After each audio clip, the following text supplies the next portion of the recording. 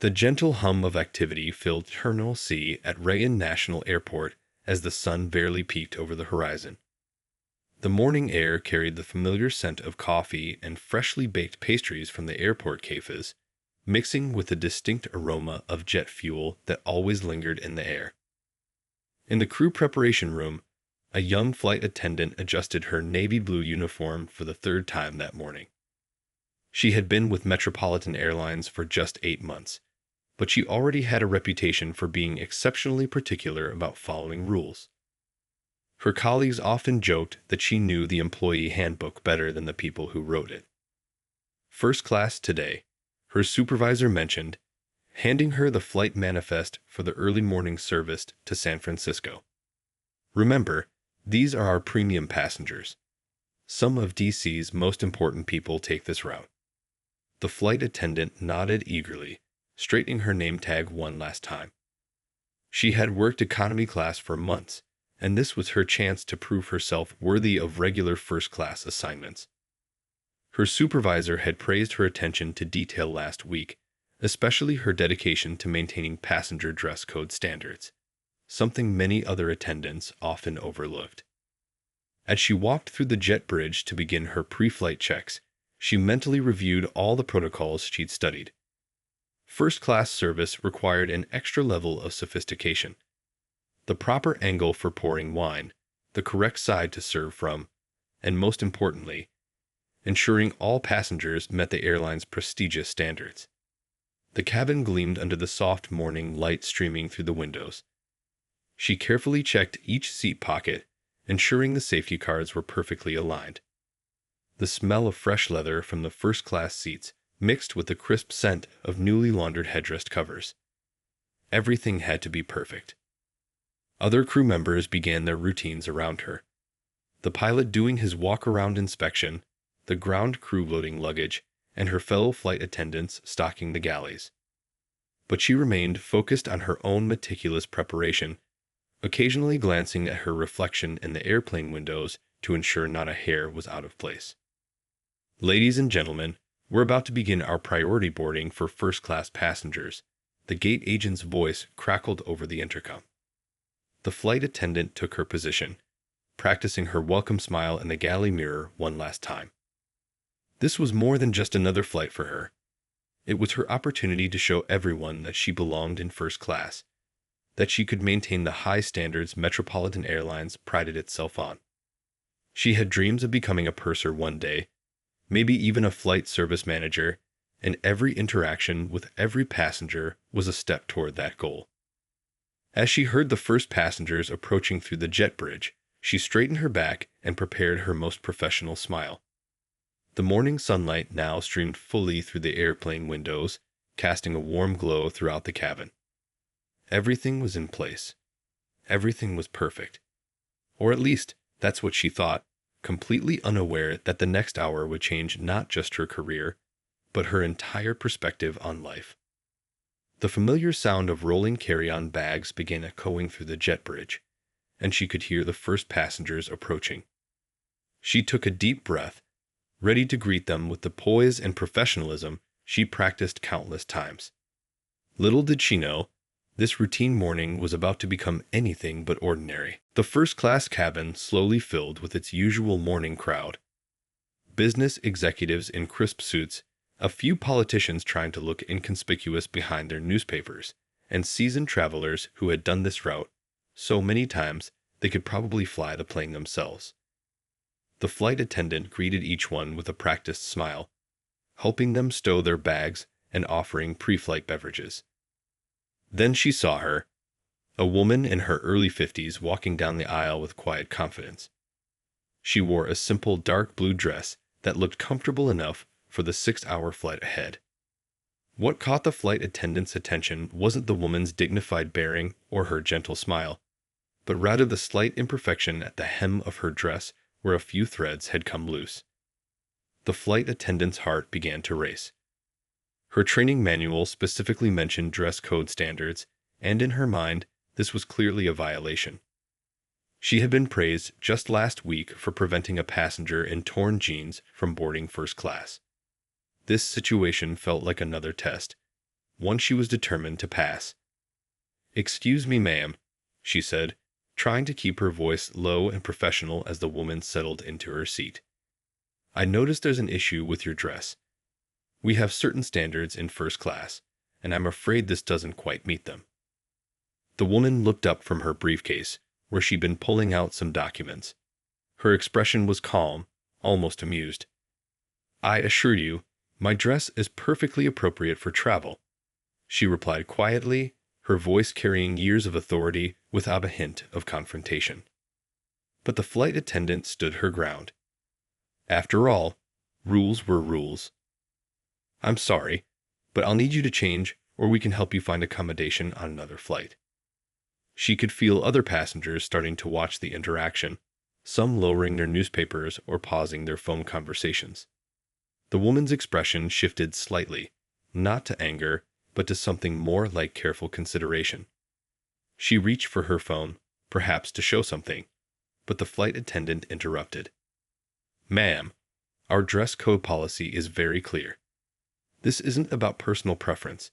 It's about maintaining our standards." An older gentleman across the aisle cleared his throat, trying to get the flight attendant's attention. She ignored him, focused on handling what she saw as a clear violation of protocol.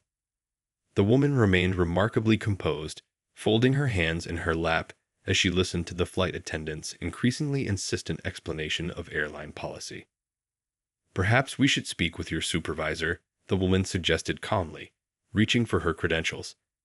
But the flight attendant had already made up her mind. She'd been trained to handle difficult situations, and in her eyes, this was becoming one. "I'll need to call ground crew," she announced, reaching for her phone. The cabin had grown unusually quiet now, with several passengers exchanging meaningful glances. A businessman 2 rows back was urgently typing something on his phone, while others were beginning to whisper among themselves. The woman simply nodded, still maintaining her composure. "By all means," she said, "please do what you feel is necessary." There was something in her tone, not anger, not frustration, but a kind of patient certainty that made the flight attendant hesitate for just a moment. But only for a moment. She had worked too hard, studied too many protocols, and earned too many commendations to back down now. As she turned to call ground crew, she noticed her senior colleague rushing down the aisle with an alarmed expression on his face. What happened next would change everything. But right then, in that moment, the flight attendant was still completely convinced she was doing exactly what she was supposed to do.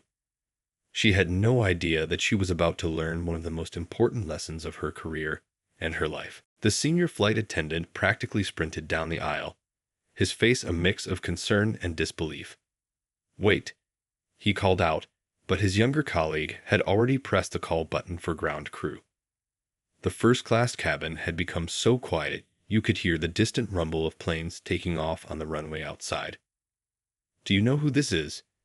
he whispered urgently to his colleague, pulling her slightly aside. The younger flight attendant shook her head, still clutching her phone. "This is Justice." But before he could finish, the woman in the blue dress raised her hand gently. "Please," she said softly, "let's handle this properly." She reached into her briefcase and pulled out an official government ID card. The younger flight attendant's hands began to tremble as she saw the Supreme Court seal gleaming under the cabin lights. The reality of the situation crashed over her like a wave. This wasn't just any passenger. This was one of the most powerful legal minds in the country, someone who had made headlines just months ago with her historic appointment to the highest court in the land. Other passengers were now openly watching the scene unfold. A woman in a business suit was recording everything on her phone. The gentleman who had tried to get the flight attendant's attention earlier was shaking his head, muttering, "I tried to tell her," to his seatmate. "Aye," the flight attendant stammered, her professional demeanor crumbling as the weight of her mistake became clear. Her face felt hot, and she could hear her own heartbeat pounding in her ears. The dress code violation that had seemed so important moments ago now felt impossibly trivial. The justice spoke again, her voice carrying the same measured tone she used in the courtroom. "I understand you're doing your job," she said, looking directly at the young flight attendant. "But sometimes our dedication to rules can blind us to the bigger picture." Ground crew members appeared at the cabin door, responding to the earlier call. The senior flight attendant quickly moved to intercept them, speaking in hushed tones and gesturing apologetically. The younger flight attendant stood frozen, watching as her perfectly organized morning unraveled around her. "Ma'am," she finally managed to say, her voice barely above a whisper, "I am so deeply sorry. I didn't realize. I should have." The words wouldn't come. "How do you apologize for nearly removing a Supreme Court justice from a flight over a loose thread?" The justice gathered her papers calmly. "This isn't the first time I've been judged by appearances," she said quietly, so only the flight attendant could hear. "And sadly, it probably won't be the last. The question is, what will you learn from this moment?" Whispers rippled through the cabin as more passengers realized what was happening. Someone in the back of first class was already on their phone, presumably talking to a news outlet. The flight attendant could practically see her career flashing before her eyes. The airline's ground supervisor appeared at the cabin door, looking flustered and out of breath. He must have run all the way from the terminal. The senior flight attendant was already explaining the situation to him, while shooting worried glances back at his younger colleague. The flight attendant's uniform felt too tight, the cabin too warm, the eyes of the passengers too intense. She had wanted so badly to prove herself, to show everyone how well she knew the rules. Instead, she had managed to create what was surely about to become a viral news story about prejudice and power. "I need some air," she whispered, turning toward the galley. But before she could escape, she heard the justice's voice one more time. "Sometimes our most important lessons come from our most difficult moments." The words followed her as she retreated, leaving behind a cabin full of murmuring passengers and what she was sure would be an incident that would change not just her career, but her entire perspective on life. In the cramped galley of the airplane, the young flight attendant pressed her back against the cool metal wall, trying to steady her breathing. The senior flight attendant followed her, closing the curtain to give them some privacy from the curious eyes of the passengers. "Take a deep breath," he said kindly, reaching for a bottle of water. "We've all made mistakes. Though this one." He trailed off, realizing that wasn't helping. The flight attendant took the water with shaking hands, nearly spilling it as she heard the ground supervisor's voice growing louder in the main cabin. Back in first class, the justice was showing her credentials to the supervisor, who kept bowing and apologizing profusely. "Please, that's enough," she said firmly, but gently. "What matters now is how we move forward from this moment." The supervisor nodded frantically, beads of sweat visible on his forehead. "Of course, Your Honor. We can arrange for a different flight attendant, or perhaps upgrade you to our private service section." But the justice raised her hand, stopping him mid-sentence. "I'd prefer to stay right here," she said, surprising everyone. "And I'd like to speak with the young flight attendant when she's ready." A few passengers actually gasped. They had been expecting outrage, demands for firing, perhaps even threats of lawsuits. Instead, they were witnessing something entirely different. In the galley, the flight attendant was scrolling through her phone in horror. The incident was already appearing on social media. Someone had posted a video with the caption, "Flight attendant tries to remove Supreme Court justice over dress code." Her hands began shaking again. "They're going to fire me," she whispered, looking at her senior colleague. 8 months of training, all my dreams of becoming a purser. It's all over because I couldn't see past my own assumptions." Tears welled up in her eyes, but she fought them back. She had been taught that crying wasn't professional. The senior flight attendant put a reassuring hand on her shoulder. "The justice wants to speak with you," he said softly. The younger flight attendant's eyes widened in fear. "No, listen. She specifically said when you're ready. She's not angry. That's something. Right." Through the small galley window, They could see other crew members hurrying past on the jet bridge, word of the incident spreading rapidly through the airport. The departure time had already passed, but no one seemed concerned about the schedule anymore. Taking one final deep breath, the flight attendant straightened her uniform. A habit so ingrained, she did it without thinking. "I need to face this," she said, more to herself than her colleague. "I need to own my mistake." As she stepped back into the first-class cabin, she felt every eye turn toward her. The justice was sitting calmly in her seat, reading through some papers as if nothing had happened. The ground supervisor was still hovering nearby, looking uncertain about what to do. The flight attendant approached slowly, her legs feeling like they were made of lead. The justice looked up, and to everyone's surprise, offered a small smile. "Pull up that empty seat," she said, gesturing to the free space across the aisle. "I think we need to have a conversation of first impressions." The other passengers leaned in slightly, not even pretending they weren't listening. This wasn't going to be a reprimand or a firing. This was going to be a lesson, one that everyone in that cabin would remember for the rest of their lives. The flight attendant sat down, her back straight from years of training, but her eyes unable to meet the justice's gaze. The cabin fell silent again, waiting to hear what would happen next. In that moment, suspended between mistake and redemption, a different kind of education was about to begin. "Tell me," the justice began, setting her papers aside, "what made you decide to become a flight attendant?"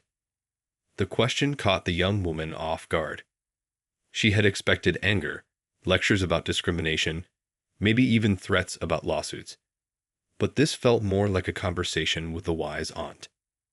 I wanted to see the world," she answered honestly, her voice barely above a whisper. "My family never traveled much. We couldn't afford it. I thought this job would let me experience things I'd only dreamed about." As she spoke, her eyes finally met the justice's, finding warmth instead of condemnation. "And in all your training," the justice continued, adjusting her reading glasses, "what was the most important lesson they taught you?" The flight attendant's hand automatically went to her perfectly pressed collar, a nervous habit she developed during training. "They said rules keep everyone safe and comfortable," she replied, but even as the words left her mouth, they felt hollow. The justice nodded thoughtfully, glancing at the loose thread on her dress that had started this whole situation. "Rules are important," the justice agreed, surprising everyone who was listening. "But do you know what's more important? The wisdom to know when to bend them." She smoothed her dress, drawing attention to the small imperfection. "This thread caught on my briefcase this morning. I was up until 2 a.m. reviewing cases, and I had an early flight. Should that disqualify me from traveling in this section?" The flight attendant felt her face grow hot again. "No, Your Honor. I was so focused on proving myself, on showing everyone I knew the rules." She paused, fighting back tears. "I never stopped to think about the person in front of me." A gentle murmur of conversation rippled through the cabin. Several passengers who had been recording the incident slowly lowered their phones, sensing they were witnessing something more meaningful than a viral moment. "You know," the justice continued, leaning forward slightly, "when I was nominated for the Supreme Court, many people thought I didn't belong there either. They looked at me and saw all the ways I didn't fit their image of a justice. Sound familiar?" The flight attendant nodded, understanding washing over her face. The parallel was clear. She had done exactly what others had done to the justice, judging based on appearances and preconceptions. "But here's what matters," the justice said, her voice carrying naturally through the quiet cabin. "You're here now, having this conversation. You're willing to learn. That's more valuable than any perfect uniform or memorized rulebook." The ground supervisor, who had been hovering nearby, shifted uncomfortably. "Your Honor, about the departure time," he began, but the justice held up her hand again. "Some lessons are worth being a little late for," she said firmly. Then, turning back to the flight attendant, "Now, I believe you have a job to do. Why don't you start by telling all these patient passengers about our safety features, and perhaps after we land, we can continue this conversation." The flight attendant stood up, her legs steadier now. For the first time since the incident began, she felt something close to hope. The justice had offered her not just forgiveness, but understanding. As she moved toward the front of the cabin to begin the safety demonstration, she heard the justice say quietly, "Sometimes our biggest mistakes lead to our greatest growth." The other passengers settled back in their seats, many of them looking at both women with new respect. What had started as a potential disaster had transformed into something unexpectedly profound. As the flight attendant reached for the safety demonstration equipment, she realized that today's flight would teach her far more than any training manual ever could. The flight finally took off, nearly 40 minutes behind schedule, but none of the passengers seemed to mind. The atmosphere in the cabin had changed completely. What started as a tense confrontation had transformed into something like a shared experience that bound everyone together. The young flight attendant moved through her duties with a different kind of attention now. Instead of obsessing over rules and procedures, she found herself really seeing the passengers for the first time. The businessman who needed an extra pillow wasn't just seat 3 anymore. He was someone's father, heading home after a long business trip. During the drink service, she noticed the justice writing something in a small notebook. Other passengers were typing on their phones, no doubt sharing their versions of what had happened. The flight attendant's stomach tightened as she imagined the news headlines that would greet her after landing. Her senior colleague caught up with her in the galley during a quiet moment. "The airline's PR team is already handling things," he said quietly, showing her his phone. Social media was indeed buzzing with the story, but surprisingly, many of the comments were supportive. The justice's handling of the situation had turned what could have been a scandal into something more nuanced. "Look at this one," he pointed to a comment. "This is how change happens, through conversation, not confrontation." They're calling it a teaching moment. The flight attendant managed a small smile, though her hands still shook slightly as she arranged the coffee cups. Halfway through the flight, a young girl from economy class came up to use the first-class bathroom. Instead of immediately sending her back, as the rules strictly required, the flight attendant paused. She remembered the justice's words about knowing when to bend rules. She quietly showed the girl to the bathroom, earning an approving nod from the justice. During the meal service, several passengers struck up conversations with her, sharing their own stories of learning from mistakes. A retired teacher in row 2 told her about a time she had misjudged a student who later became her greatest success story. An older businessman admitted he had once been fired for being too rigid about company policies. The justice mainly worked through her papers, but occasionally looked up to observe these interactions with what seemed like satisfaction. She had transformed an ugly incident into a moment of community and learning, not just for the flight attendant, but for everyone on board. As they began their descent into San Francisco, the flight attendant found a note slipped into her pocket during one of the service rounds. It read, "Remember, courage isn't about never making mistakes. It's about how we handle them when we do." She didn't need to look up to know who had written it. The California coast came into view outside the windows, but the flight attendant barely noticed the spectacular view she usually loved. Her mind was already on what would happen after landing. Would she still have a job? Would this incident follow her forever? But somehow those worries felt different now, less like endings and more like beginnings. As the plane touched down, passengers who had earlier been recording the confrontation on their phones now asked for photos with both the justice and the flight attendant together. The justice agreed, but only after asking the flight attendant if she was comfortable with it. This small act of consideration nearly brought tears to the young woman's eyes. While other passengers gathered their belongings, the justice remained seated, still writing in her notebook. The flight attendant realized that sometimes the most powerful lessons come wrapped in our most embarrassing moments. She had boarded this plane thinking she knew everything about her job. She would leave it understanding that true service meant seeing the humanity in every situation. As the passengers filed off the plane in San Francisco, the story was already spreading like wildfire across social media. Videos of the incident and the justice's remarkable response had gone viral. News vans were gathering outside the terminal, their satellite dishes reaching toward the clear California sky. The flight attendant stood at the door, continuing her duties despite her racing heart. "Thank you for flying with us," she said to each passenger, many of whom now gave her encouraging smiles or gentle pats on the arm. They had witnessed her lowest moment, but also the beginning of her redemption. The airline's regional director was waiting in the jet bridge, his face a mixture of concern and exhaustion. He'd been on the phone throughout the flight, dealing with a PR storm. But before he could speak to the flight attendant, the justice appeared in the doorway. "I'd like to have a word with you," she said to the director, her tone making it clear this wasn't a request. She gestured to her notebook, where she'd been writing throughout the flight. "I have some thoughts about how this situation could benefit everyone." The young flight attendant began her post-flight checks, trying to keep her hands busy while stealing glances at the conversation happening in the jet bridge. The justice was speaking with authority, pointing to specific pages in her notebook, while the director nodded repeatedly. A group of flight attendants from other gates had gathered nearby, whispering among themselves.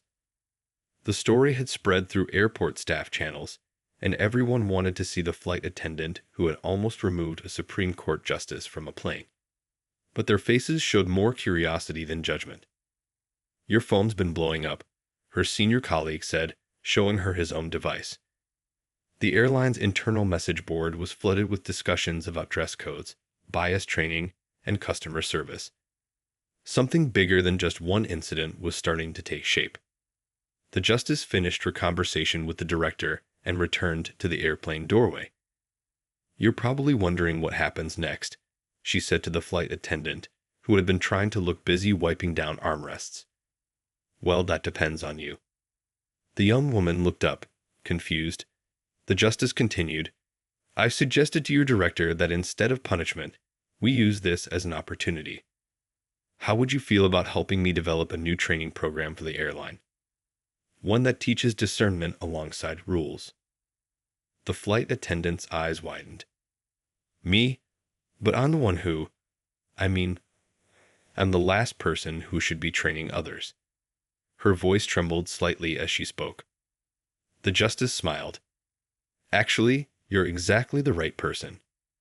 You understand both sides now, the importance of rules and the importance of wisdom. That's not something that can be learned from a manual." Outside the plane, they could hear the growing buzz of media activity. The story was becoming bigger than either of them. But somehow, that didn't seem as frightening anymore. The justice had shown her how to turn a mistake into an opportunity for change. "Your next flight isn't for 3 hours," the director added, joining them. "We'd like you to join us for a preliminary meeting. That is, if you're willing." He glanced at the justice with something like admiration. She had managed to transform a potential PR disaster into a moment of institutional growth. The flight attendant looked down at her uniform, still perfectly pressed, but somehow it felt different now. This morning, she had thought it was all about maintaining appearances. Now she understood it was about something much deeper, the responsibility to see beyond surfaces and treat everyone with dignity. As she followed the justice and the director toward the terminal, she realized that sometimes the worst moments in our lives can lead to the most unexpected opportunities. She had boarded this flight thinking she knew everything about her job. She was leaving an understanding that she had only just begun to learn. 2 weeks after the flight, the airline's main training center buzzed with unusual activity. The young flight attendant stood in front of a mirror in the bathroom, adjusting her uniform out of habit. But this time, she wasn't obsessing over perfect creases. Instead, she was preparing to tell her story to a room full of airline executives and training staff. "Ready?" asked a familiar voice. The justice had kept her word, returning to help develop a new training program. She stood in the doorway, looking as composed as ever in another simple dress. This time, the flight attendant didn't even notice if there were any loose threads. The conference room was packed. Flight attendants from various routes had flown in specifically for this meeting. Some looked curious, others skeptical. A few were already taking notes, even though the presentation hadn't begun. I used to think being perfect was the same as being professional, the flight attendant began, her voice shaky at first, but growing stronger. I memorized every rule, every procedure, every little detail about dress codes and service standards. But I forgot the most important thing, the human beings in front of me. The justice sat in the front row, nodding encouragingly. Behind her, airline executives leaned forward, listening intently. The story had brought unexpected positive attention to the airline, with many praising their willingness to learn and change. That day changed everything.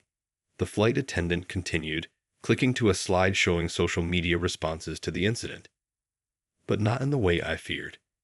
Instead of ending my career, it showed me what was missing from our training. She shared stories from the flight. The passengers who opened up about their own mistakes, the young girl from economy class, the simple acts of kindness that had replaced rigid rule following. With each example, heads nodded in recognition. The airline's chief of operations raised his hand. But we still need standards, he pointed out. We can't just throw away all the rules. The flight attendant smiled, having expected this question.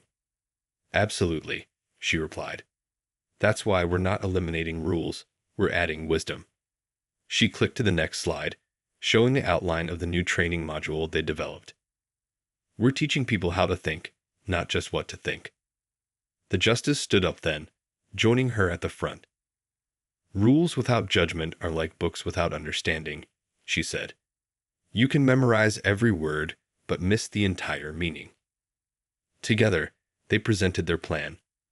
Role-playing scenarios, discussion groups, real-world examples of when bending rules showed better judgment than breaking them. The room filled with energy as attendees began sharing their own experiences. A veteran flight attendant raised her hand. I've been flying for 20 years, she said, and I've never seen anyone address this so directly. We all know these situations happen, but we never talk about them. By the end of the presentation, even the skeptics were taking notes. The airline's training director announced that the new program would be implemented across all routes, starting the following month. As people filed out, many stopped to shake hands with both the justice and the flight attendant.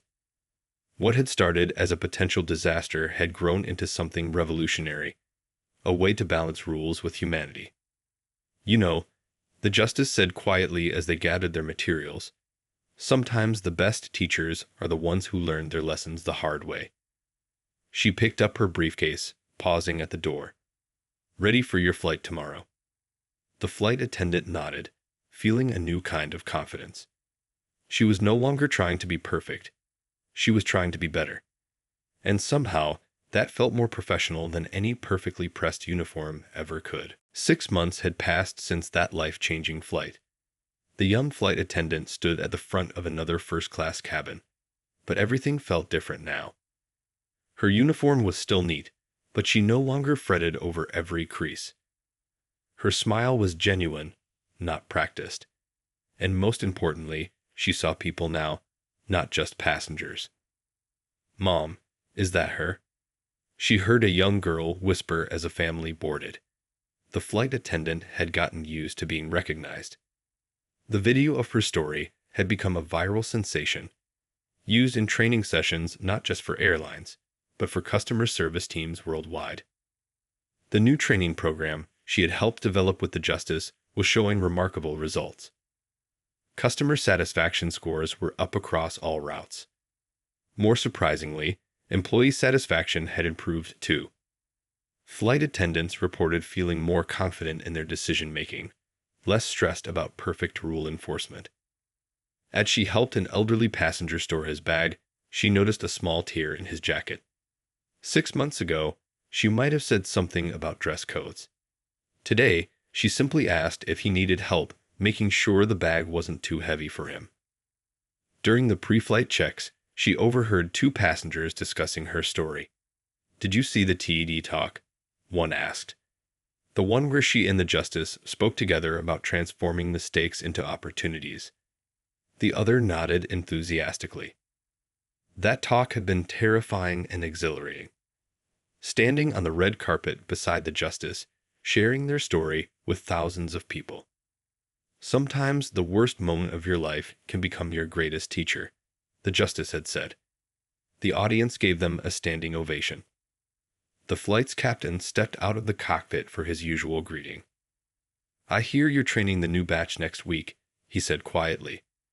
She nodded, still amazed that she had become someone others looked to for guidance. The airline had promoted her to lead trainer for the new empathy-based service program. As she began the safety demonstration, she caught sight of her reflection in the window. The same uniform, the same person, but such different eyes looking back at her. She had learned that true professionalism wasn't about perfection. It was about connection. Her phone buzzed in her pocket. A message from the justice. They still kept in touch, meeting occasionally for coffee when their travels crossed paths. "Remember where you were a year ago," the message read. "Look how far you've come." A new flight attendant trainee was shadowing her today, watching how she handled the first-class service. "But what if we make a mistake?" the trainee had asked during briefing. The answer came easily now. "We will make mistakes. The question is what we learn from them." Near the end of the flight, a passenger spilled coffee on his expensive suit. Instead of getting angry, he smiled and said, "Well, at least my dress code violation was my own fault." The whole cabin laughed, everyone understanding the reference to her famous story. As the plane began its descent, she thought about all the changes one difficult moment had sparked. The airline's new training program was being adopted by other companies. She had spoken at conferences about transforming corporate culture. But most importantly, she had transformed herself. The justice's words from that first day still echoed in her mind. Sometimes our biggest mistakes lead to our greatest growth. Looking out at the sunset painting the sky in brilliant colors, she realized that those words had become more than just comfort for a bad moment. They had become her life's lesson. As passengers prepared for landing, she straightened her name tag one last time, not out of anxiety now, but pride. She had learned that true service wasn't about enforcing rules or maintaining appearances. It was about seeing the humanity in every situation, and having the wisdom to know when compassion matters more than protocol.